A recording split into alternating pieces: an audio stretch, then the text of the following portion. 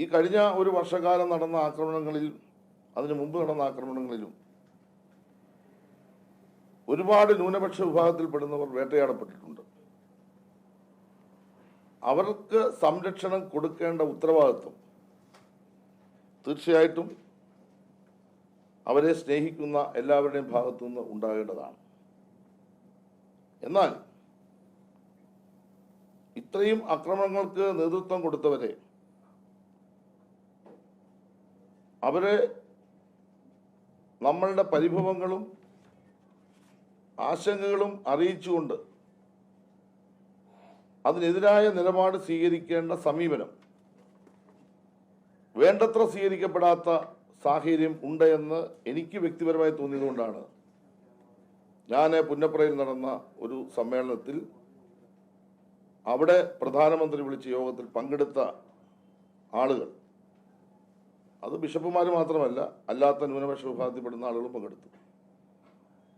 മണിപ്പൂർ പ്രശ്നം ഉന്നയിക്കേണ്ടതായിരുന്നു. പ്രശ്നം ഉന്നയിക്കേണ്ടതിൻ്റെ രീതി ഉന്നയിക്കേണ്ടവരാണ് തീരുമാനിക്കേണ്ടത്. പക്ഷേ 200ഓളം ആളുകൾ കൊല്ലപ്പെട്ട്, ആയിരങ്ങൾ പലായനം ചെയ്യപ്പെട്ട്, ആയിരങ്ങളുടെ ഭവനരഹിതരായ നമ്മുടെ നാട്ടിൽ ഒരു ജനവിഭാഗത്തിന് ജീവിക്കാൻ കഴിയാത്ത അന്തരീക്ഷം ഉണ്ടായിരിക്കുന്നു.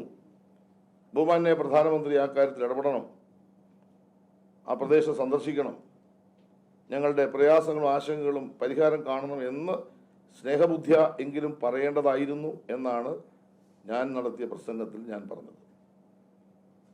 ആ രാഷ്ട്രീയമായ എൻ്റെ നിലപാടിൽ ഒരു മാറ്റവും വരുത്താൻ ഞാൻ ഉദ്ദേശിക്കുന്നില്ല. ആ നിലപാടിൽ ഞാൻ ഉറച്ചു നിൽക്കുകയാണ്. എന്നാൽ ഞാൻ ഈ പ്രസംഗം നടത്തിയ സന്ദർഭത്തിൽ എൻ്റെ പരാമർശങ്ങളിൽ വന്ന 1-2 കാര്യങ്ങളെ സംബന്ധിച്ച് ചില ആശങ്കകളും പ്രയാസങ്ങളും ബഹുമാന്യരായ പുരോഹിത ശ്രേഷ്ഠർ നേരിട്ടും അല്ലാതെയും മാധ്യമങ്ങളുടെയും പറയുകയുണ്ടായി. അത് ഏത് വിഷയത്തിലാണ് അവർക്ക് പ്രയാസം ഉണ്ടായെന്ന് എനിക്ക് മനസ്സിലായിട്ടില്ല. എനിക്ക് തോന്നുന്നത് നമ്മുടെ ഈ ഞാൻ സംസാരിച്ച കൂട്ടത്തിൽ ആ വിരുന്നിൻ്റെ ഭാഗമായി സാധാരണ ക്രൈസ്തവർക്ക് ക്രിസ്മസ് നാളിൽ കൊടുക്കുന്ന ഈ വീഞ്ഞും കേക്കും ആ ഭാഗമായിരിക്കാം, അങ്ങനെ ഒരു ഭാഗമായിരിക്കാം അവർക്ക് പ്രയാസകരമായി തോന്നിയതെന്നാണ് ഞാൻ മനസ്സിലാക്കുന്നത്. അങ്ങനെ അവർക്ക് പ്രയാസകരമായി തോന്നിയിട്ടുണ്ടെങ്കിൽ ആ പറഞ്ഞ വീഞ്ഞിൻ്റെയും കേക്കിൻ്റെയും കാര്യം ഞാൻ പിൻവലിക്കാൻ ആഗ്രഹിക്കുകയാണ്. എന്നാൽ വീഞ്ഞും കേക്കിൻ്റെയും വിഷയമല്ല ഞാൻ ഉന്നയിച്ചത്.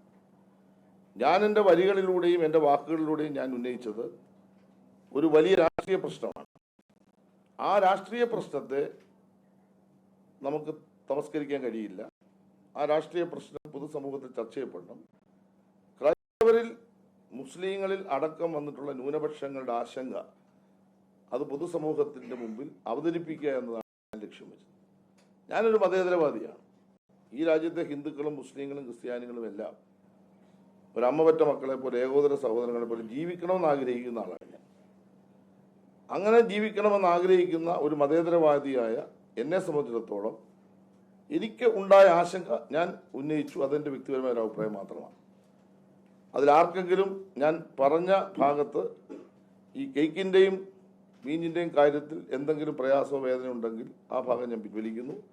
എന്നാൽ ഞാൻ പറഞ്ഞ പ്രധാനപ്പെട്ട ഭാഗം, മണിപ്പൂർ പ്രശ്നത്തിൽ ഉന്നയിക്കേണ്ട കാര്യങ്ങൾ ശക്തമായി ഉന്നയിക്കുകയും, അവിടെ ആ പ്രസംഗം മുഴുവൻ ഞാൻ കേട്ടു, ആ പ്രസംഗം മുഴുവൻ എൻ്റെ കയ്യിലുണ്ട്.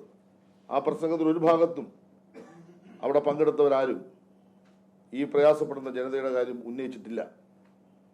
ആരെയാണ് ഇവരൊക്കെ ഭയപ്പെടുന്നത്? അങ്ങനെ ഭയപ്പെടാൻ പറ്റുമോ?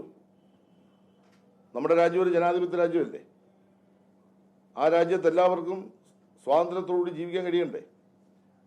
എല്ലാവരുടെയും വിശ്വാസങ്ങളും ആചാരങ്ങളും അനുഷ്ഠാനങ്ങളും പരസ്പര ബഹുമാനത്തോട് സംരക്ഷിക്കേണ്ടേ?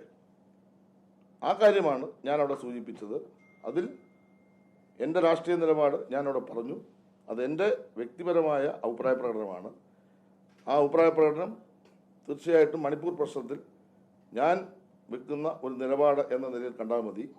അതിനപ്പുറത്തേക്ക് ആ പ്രശ്നത്തെ കാണേണ്ട കാര്യമില്ല. ആർക്കെങ്കിലും ആ കാര്യത്തിൽ ഞാൻ ആമുഖമായി ആദ്യം പറഞ്ഞ ഭാഗത്ത് പ്രയാസമുണ്ടെങ്കിൽ ആ ഭാഗം ഞാൻ പിൻവലിക്കുന്നു.